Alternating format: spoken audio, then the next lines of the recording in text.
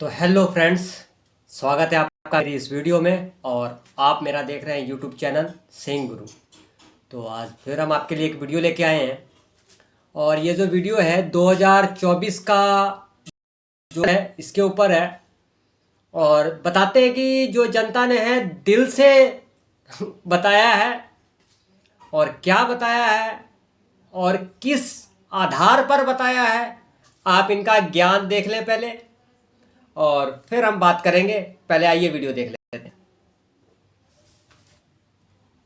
कांग्रेस ही चला सकती है देश को, कांग्रेस ही विकास कर सकती है, उसी ने करा है और वो ही करेगी। कांग्रेस के विकास में बम धमाके हो रहे थे, जगह जगह मंदिरों में लिखा होता था मोटे अक्षरों में कि दवारिस वस्तुएं मत छुए, बम हो सकती है। आप दिखाइए। राहुल गांधी मुडेरी लाल के हसीन सपने देखते रहे, वो कभी प्रधानमंत्री नहीं बन रहे पाएंगे। लगातार 2024 की चर्चाएं चल रही हैं, नेता एक दूसरे से मिल भी रहे हैं, तो क्या माहौल है? माहौल तो फिलहाल मोदी नजर आ रहे हैं। मोदी जी नजर आ रहे हैं। क्योंकि मोदी जी की देश नीति बहुत अच्छी है। थोड़ा सा मोदी जी को बस थोड़ा रोजगार पे थोड़ा सा ध्यान देना पड़ेगा। बाकी मोदी जी हैं, मोदी जी अच्छे पीएम हैं, उनके टक्कर में कोई नहीं है फिलहाल। कोई नहीं है। क्यों लग रहा है कोई नहीं है टक्कर में? क्योंकि कोई उनके लायक है ही नहीं, क्योंकि सब पॉलिटिक्स करते हैं, झूठ बोलते हैं। अब केजरीवाल जी आए थे आम आदमी बन के, अब वो खास आदमी बन गए।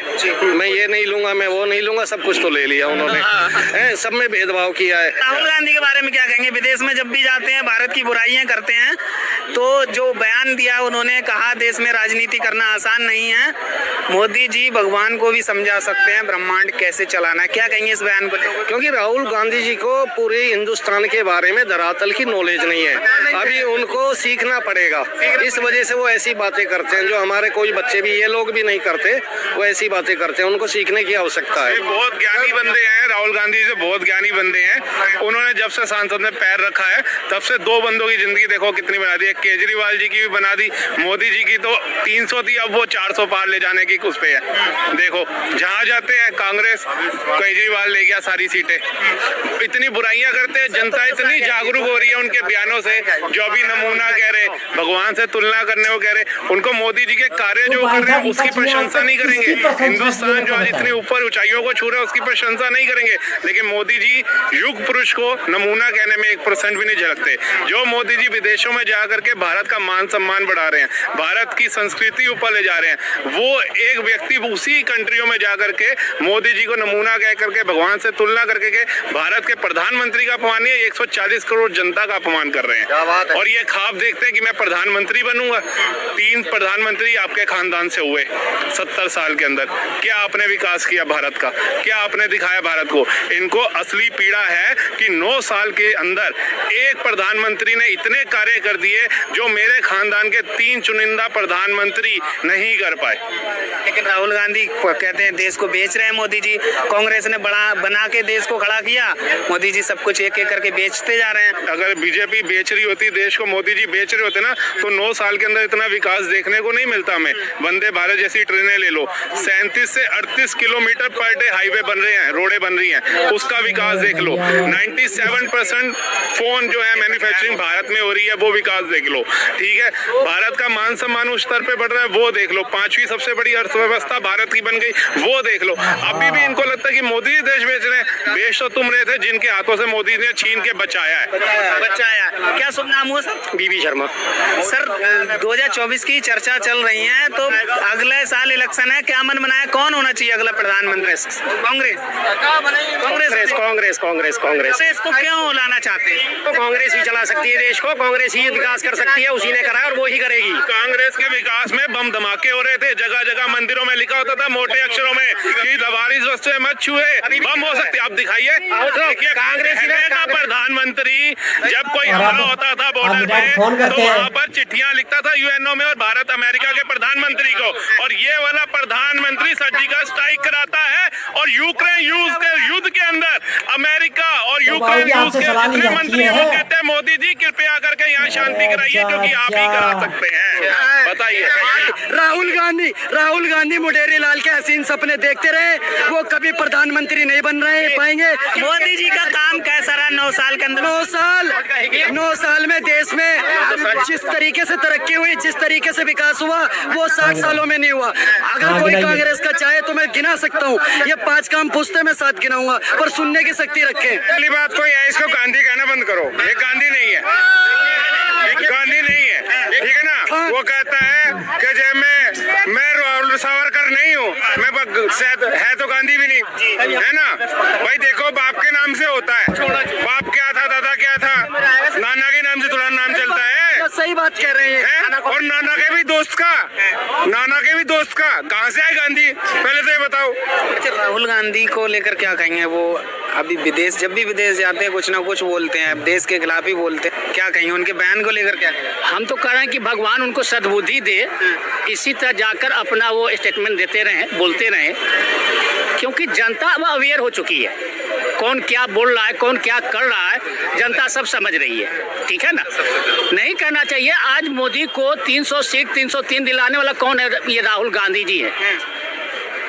ये इस तरह का प्रचार देते हैं, इस तरह का ये बोलते हैं कि जनता समझ जाती है कि इनमें कोई परिपक्वता नहीं नाम की चीज नहीं है।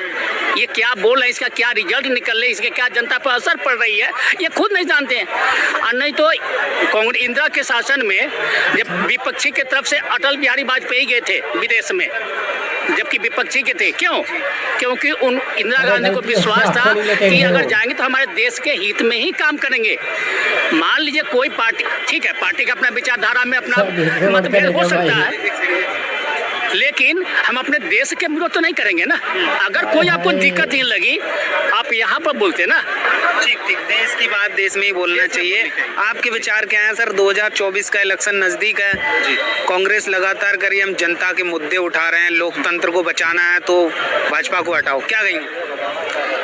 देखिए, ऐसा है, कांग्रेस ने भी राज किया है, ऐसी बात नहीं है, 70 साल रही है, तो सारे मुद्दे जब भी थे, गरीबी, भ्रष्टाचार और भुखमरी जब भी थी। और अगर आज डेवलपमेंट होता है तो सरकार की भाई बढ़ोतरी है इसमें, है ना, बिल्कुल। क्योंकि अगर जो मोदी जी कार्य कर रहे हैं या योगी जी जो भी यूपी में कर रहे हैं, तो साफ दिखाई दे रहा है कि भाई सड़कें बन रही हैं, राशन भी लोगों को मिल रहा है ना, और हर चीज में अवेयर हुआ है इंसान, जो भाई साहब बता रहे थे, अवेयरनेस बढ़ रही है। और जब अवेयरनेस बढ़ती है तो एजुकेशन भी कहीं ना कहीं बढ़ती है, और जब एजुकेशन बढ़ेगी तो इंसान खुद सेल्फ डिपेंड होकर जिसको चाहेगा उसको वोट करेगा। वोट किसको करेगा? जो सही होगा। अगर आप भ्रष्टाचारी हैं तो आपको जनता क्यों वोट करेगी? कभी नहीं करेगी। तो 9 साल मोदी सरकार को पूरे हो गए, कैसा रहा काम? काम बहुत बढ़िया रहा। जिस दृष्टि में देखे, मोदी बहुत अच्छा काम किए हैं, और इसीलिए वो दोबारा प्रधानमंत्री बने, तिबारा भी बनेंगे। 2 साल की हम बात करें, सबसे अच्छा काम कौन सा रहा? देखिए, सबसे अच्छा काम हमारे नज़र में आंतरिक सुरक्षा। अब 2014 के पहले देखिए, हर जगह बम ब्लास्टिंग होती थी। दिल्ली में यहाँ भी हुआ था, चांदनी चौक में हुआ था, एक दिन में 5-6 जगह बम ब्लास्ट होता था। तो सबसे पहले तो इस पर उन्होंने कंट्रोल किया। आज एक एरिया तक सीमित रह गई है, ठीक है। दूसरी चीज कि विकास का भी काम, आज हम लोग जो ये मोबाइल यूज कर रहे हैं, पहले हम लोग मंगाते थे, दूसरे देश से आयात करते थे, बहुत लोग को मालूम नहीं होगा, आज हम दूसरे स्थान पर विश्व में निर्यात कर रहे हैं। तो ये विकास का काम हुआ। इंफ्रास्ट्रक्चर का में भी अच्छी विकास हुई। वही कांग्रेस के ए.के. एंटोनी संसद में ही बोले थे कि हमने सीमा का सुरक्षा इंफ्रास्ट्रक्चर काम इसलिए नहीं कराया ताकि बाहरी दुश्मन हमारे यहाँ जल्दी पहुँच जाएंगे। तो इस चीज़ का इन्होंने अच्छा विकास किया, कितने ओवरब्रिज, कितने मतलब रोड का विकास हुआ, सबसे विकास। दूसरी चीज़, सेनाओं के अस्त्र शस्त्र, जो एक राइफल के लिए हम दूसरे देश पर आश्रित थे, वो हम दूसरे देश से मंगाते थे, आज हम ब्रह्मास्त्र तक बना रहे हैं और इसका निर्यात कर रहे हैं। तो ये सब विकास हुआ, ठीक है। कुछ ऐसे राजनीतिक मुद्दे भी थे, जैसे जिसको सब लोग लटका के रखता था कि हाँ ये समस्या सॉल्व ना हो, जैसे राम मंदिर थी। राम मंदिर आज की मुद्दा नहीं थी, ये 500 साल से चल रही थी। वही कांग्रेस के कपिल सिब्बल जी ने जाकर वहाँ पिटीशन लगाते थे कि अभी फैसला इसका ना हो, इलेक्शन पर प्रभाव पड़ेगा। तो इलेक्शन तो यहाँ बार बार होती है, तो कब तक रोक के रखे? इसका मतलब कि आप इस फैसला को होने नहीं देना चाह रहे हो। 370 धारा ही हुआ, कोई इस पर उंगली नहीं रखना चाहता था कि ये हो जाएगा वो हो जाएगा। कुछ हुआ? कुछ नहीं हुआ, वो भी हुआ। तो जिस दृष्टि में देखें, इन्होंने जो डिसीजन का एक इनके ऊपर कॉन्फिडेंस है, उन्होंने डिसीजन किसी के पीछे मुड़ के नहीं देखा कि हम एक डिसीजन लेंगे तो इसके ऊपर हमारा वोट कम हो या ज़्यादा हो। देश हित में इन्होंने काम किया, देश हित के लिए अच्छा डिसीजन लिया, अच्छा काम कर रहे हैं। तो इसलिए जनता को क्या चाहिए? जनता को काम चाहिए। अगर काम कोई भी पार्टी आएगी काम ही करेगी ना। कांग्रेस 60 साल शासन की, जब तक जनता मतलब उनको पसंद आया तब तक उनके पक्ष में वोट दिया। आज वो खुद अपना पार्टी नहीं संभाल रहे, बड़े बड़े नेता लोग पार्टी छोड़ छोड़ के जा रहे हैं। क्यों जा रहे हैं? जब कोई ना कोई कमी है तभी तो ना। तो इसलिए तो आपने ये वीडियो देखी और इनका ज्ञान भी देखा। तो सबसे बड़ी बात मैं आपके सामने ये करना चाहूँगा कि जब कांग्रेस की सरकार थी तो मंदिरों के बाहर लिखा रहता था कि इनका जो ज्ञान है, मंदिरों के बाहर जो लिखा रहता था कि आतंकवादियों से सावधान। मतलब कोई भी लावारिस वस्तु दिखे तो तुरंत फ़ोन करें। और आज नहीं लिखा होता है। मैं भाई साहब आपका ही ज्ञान बढ़ा रहा हूँ। आज के टाइम पे आइए मैं आपको बताता हूँ, मेट्रो स्टेशनों पे भी लिखा हुआ है और कई जगहों पे ही लिखा हुआ है कि लावारिस वस्तु को ना छुए। तो इनका ज्ञान जो है यहाँ तक ही सीमित है। आगे इनका ज्ञान तो पता नहीं मेरे को अब क्या है इनका ज्ञान। और तो एक चाचा का ज्ञान तो इतना है कि भाई साहब पहले हिंदुस्तान में एक एक दिन में 5-5 बार बम धमाके होते थे। कभी यहाँ हो गया, कभी यहाँ हो गया। और आज की डेट में सीमित जगह बॉर्डरों पे रह गया, बस वहीं बम धमाके होते हैं। और यहाँ पहले तो एक एक दिन में 5-5 बार बम धमाके हो जाया करते थे। तो इन चाचा की ज्ञान में थोड़ी सी बढ़ोतरी हुई है। तो आइए और दूसरे का भी थोड़ा सा ज्ञान देख लेते हैं। भाई साहब एक तो बंदे ने 5 काम की जगह 7 काम गिनाने के लिए बोल दिया। लेकिन भाई साहब आप पूछे कौन? कह रहा कोई सुनना चाहे तो सही, मैं 7 काम गिना दूंगा। असल बात क्या है, हमारे पत्रकार महोदय ने सुना ही नहीं 7 काम। अगर वो सुन लेते तो कहीं खड़े खड़े बेहोश ना हो जाते। इसी चक्कर में उन्होंने पत्रकार ही नहीं। और तो भाई साहब थोड़ा शिक्षित होइए, शिक्षा पे बात कीजिए। अगर शिक्षा रहेगी तो सब कुछ रहेगा, वरना कुछ नहीं रहेगा। मैं इतना रोता हूँ इस बात के लिए कि हमेशा शिक्षा के ऊपर बात कीजिए।